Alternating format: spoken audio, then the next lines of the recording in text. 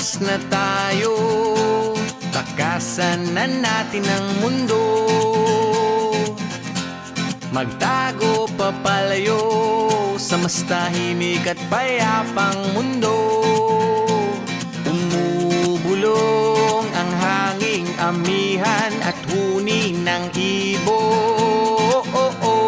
Dumudulog at tinatawag na tayo ng bundok.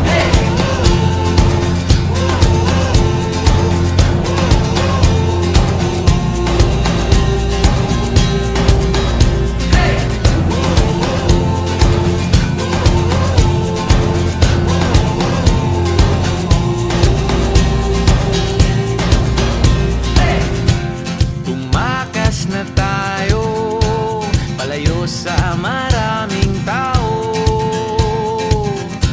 Tumiwalay at magtago sa maingay at malabong mundo.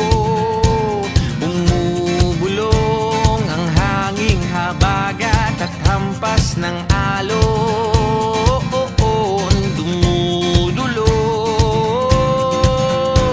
at niyayakag na tayo ng karagatan.